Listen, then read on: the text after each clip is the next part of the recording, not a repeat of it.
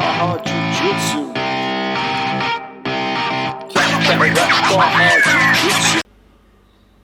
Okay guys, we're going to have a look at another really basic fundamental attack from the closed guard, and we're still going to use the same principle of removing a frame of his arm so that we can either position our legs to climb on him or to break his posture down with the pulling of our hip and hinging of our hip to pull his shoulders down so we can climb on him or use that reaction for sweeps and attacks. Now we're going to focus on an arm lock attack, and a really simple way to do this is just to start to pull one arm across your midline.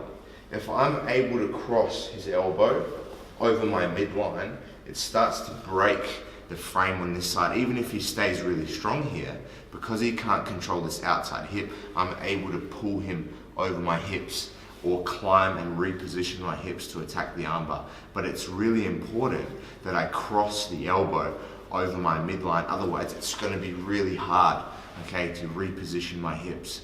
So I'm going to focus here on a crossing grip. My opposite arm goes to his opposite arm, and I'm going to pull the elbow across, and if I need to, I can just bump the elbow across my stomach. I bump the elbow across my stomach, and now we're going to focus on the rest of the attack.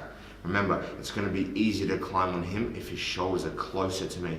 So I can just use my other hand here on his shoulder, all right, keeping his shoulders down.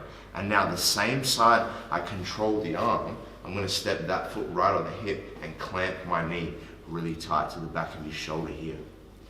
My opposite leg is going to help swivel and turn my hips into position. So the way I use my leg is I slide my leg up his lap, and now I'm going to turn my knee towards, okay, the handlebar of his shoulders.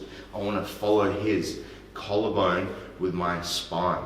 So I slide that shin up and rotate my knee here. Now once I'm in this position, I have lots of clearance of the head and the neck, so I can pass my leg past his face and then start to attack his elbow with my hip. So from here, I just slide my knee on the opposite side of his face. I now have isolated his arm, ready to do my submission. I keep my knees pinching. I don't want to flare my knees far from here. This is a really good way to show you how much power we have if we squeeze properly. Here like this with my knees flared, pull your arm, Lucas. All right, it's quite easy for him to pull his arm, but instead, if I clamp my knees and bite down with my heels, Lucas, pull your arm out now. My legs are really strong and powerful in this direction, so now my arm bar is going to have a lot more power. Now all I'm going to do from here is lifting my hips up into his elbow, pulling my heels down. I'm able to finish with a very, very powerful arm bar. Okay guys? Loose.